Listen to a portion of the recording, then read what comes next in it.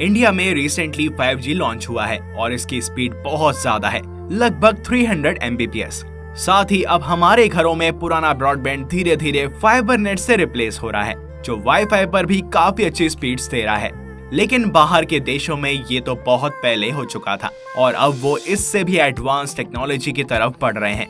पर सबसे अच्छी बात इस बार ये है कि इंडिया को ये टेक्नोलॉजी शायद देर से ना मिले, बल्कि बहुत जल्दी ही मिल जाए। है ना कितनी अच्छी बात। इंटरनेट यूजर्स के लिए तो बहुत ही बढ़िया न्यूज है, लेकिन इंडिया में इंटरनेट प्रोवाइड कर रही कंपनीज के लिए ये काम खराब करने वाली बात है और इसलिए जियो और एयरटेल अब थोड़ा टेंशन में हो सकते हैं।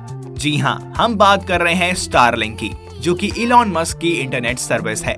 इस वीडियो में हम बात करेंगे कि कैसे स्टारलिंक पूरे इंडिया को इंटरनेट पर ला सकता है और डिजिटल रेवोल्यूशन पूरी तरह से कंप्लीट कर सकता है। वहीं कैसे यह सर्विस रिलायंस और एयरटेल के लिए एक खतरे की घंटी हो सकती है। लेकिन वीडियो में आगे बढ़ने से पहले अगर आप चैनल पर नए हैं तो इसको सब्सक्राइब कर लें और बेल आइकन को प्रेस करना ना भूलें। तो सबसे पहले जानते हैं कि आखिर इलॉन मस्क की सर्विस स्टारलिंक है क्या। इलॉन मस्क ने इंटरनेट प्रोवाइड करने का एक खास तरीका डेवलप किया है, जो काफी न्यूज बटोर रहा है, और ये तरीका है सैटेलाइट्स के जरिए सीधे लोगों तक इंटरनेट पहुंचाने का। हालांकि ये तरीका नया नहीं है, लेकिन जिस तरीके से इलॉन मस्क ने इसकी प्लानिंग की है वो सबसे अलग है और ये फ्यूचर में इंटरनेट यूजर एक्सपीरियंस को पूरी तरह से बदल कर रख सकता है।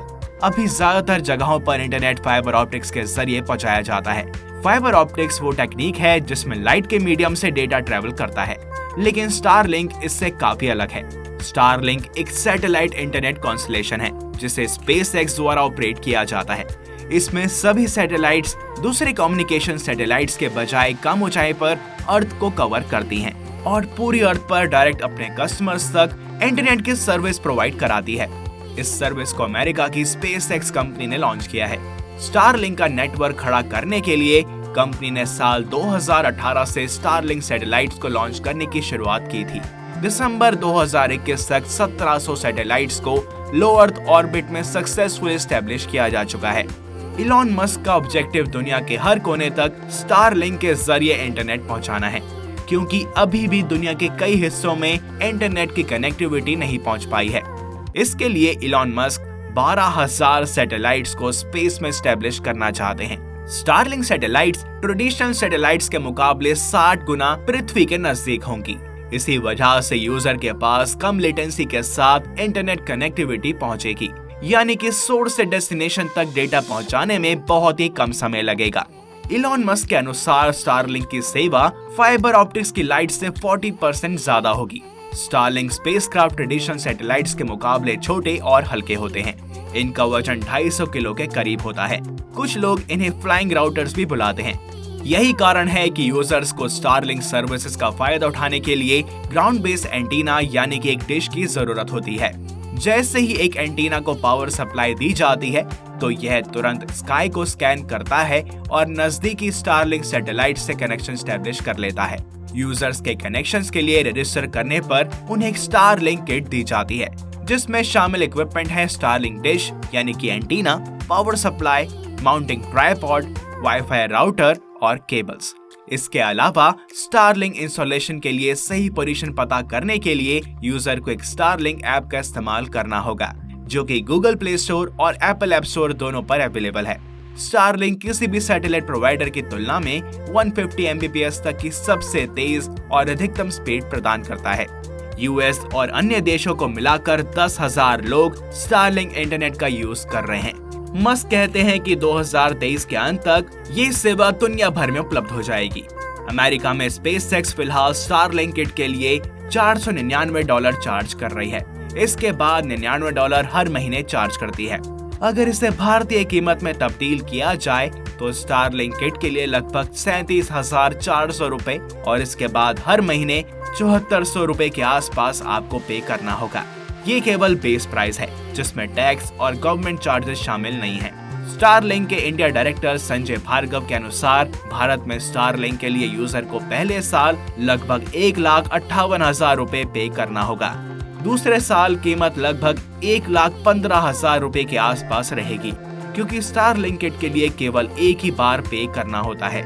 ये कीमत 30% टैक्स के साथ बताई गई है। इंटरनेट प्रोवाइड करने के लिए स्टारलिंक को साफ आसमान की जरूरत होती है। भारी बारिश और तूफान कनेक्शन को ब्रेक कर सकता है, जिसकी वजह से इंटरनेट स्लो हो सकता है या कुछ टाइम के लिए बंद भी हो सकता है। दूसरी ओर स्टारलिंक डिश में सीधे उस पर गिरने वाली बर्फ का पता लगाने और उसे पिघलाने की क्षमता होती है। स्टारलिंक भारत में एंट्री करने के लिए पूरी तरह से तैयार है, लेकिन भारत सरकार द्वारा अभी इसे डिवाइसेस शुरू करने के लिए परमिशन नहीं दी गई है। उम्मीद जताई जा रही है कि 2022 के अंत तक स्टारलिंक की सर्विसेज भारत में भी अवेलेबल हो जाएंगी। भारत में आबादी बहुत ज्यादा है और कहीं कहीं तो तार डालना भी मुमकिन नहीं होता, और वायर डालने में कंपनीज को ज्यादा मेंटेनेंस के लिए पैसे डालने पड़ते हैं और साथ ही इससे पोल्यूशन भी बढ़ता है। तो सैटेलाइट इंटरनेट काफी प्रॉब्लम सॉल्व कर सकता है, वो भी बिना किसी इशू के। अभी फिलहाल इंडिया के टॉप इंटरनेट प्रोवाइडर्स रिलायंस जियो और भारती एयरटेल हैं, और ये अभी भी सैटेलाइट पे इतना फोकस नहीं कर रहे हैं। हालांकि एयरटेल ने इंटरनेट सैटेलाइट कंपनी OneWeb में हिस्सेदारी ले रखी है, और रिसेंटली जियो ने भी सैटेलाइट बेस्ड इंटरनेट में भी कदम रख लिया है। लेकिन ये लोग अभी इलॉन मस्क से काफी पीछे हैं in terms of technology. OneWeb की सैटेलाइट्स अभी हाल ही में इसरो ने स्पेस में लॉन्च की हैं, लेकिन इलॉन मस्क के पास खुद की स्पेस कंपनी SpaceX है, तो उन्हें सैटेलाइट मेंटेनेंस में ज्यादा दिक्कत नहीं आएंगी। इसके अलावा इलॉन मस्क दुनिया के सबसे अमीर आदमी हैं और उन पर फंड्स की कोई भी कमी नहीं है, तो उनसे कम्पीट करना थोड़ा सा मुश्किल होगा। उम्मीद है कि धीरे धीरे इस एक्सपेंसिव सर्विस के प्राइस भी थोड़े कम और अफोर्डेबल हो जाएंगे और स्पीड्स और भी ज्यादा बेटर, क्योंकि यही तो फ्यूचर है। बारिश या किसी आपदा के चलते इंफ्रास्ट्रक्चर जैसे केबल्स वगैरह डिस्ट्रॉय हो जाते हैं, लेकिन सैटेलाइट इंटरनेट सर्विस को कोई भी केबल नहीं चाहिए। इसको आप ऐसे समझ सकते हैं कि पहले हमारे यहाँ केबल टीवी हुआ करता था, जो लोकल केबल ऑपरेटर चलाता था। फिर डिश वाले टीवी आए, जहां डिश और सेटअप बॉक्स के जरिए हमें चैनल्स मिलते थे।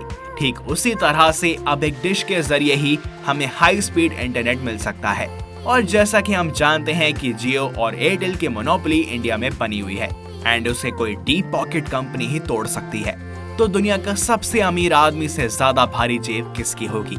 और जहां हेल्दी कंपटीशन होगा, वहीं तो यूजर को बेस्ट सर्विसेज मिलेंगी।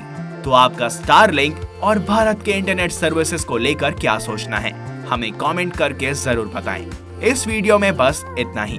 अगर आपको ये पसंद आई हो तो इसे लाइक करें, चैनल को सब्सक्राइब करें और बेल आइकन को प्रेस करना ना भूलें। मिलते हैं आपसे नेक्स्ट वीडियो में और भी इंफॉर्मेटिव कंटेंट के साथ। Till then, good bye.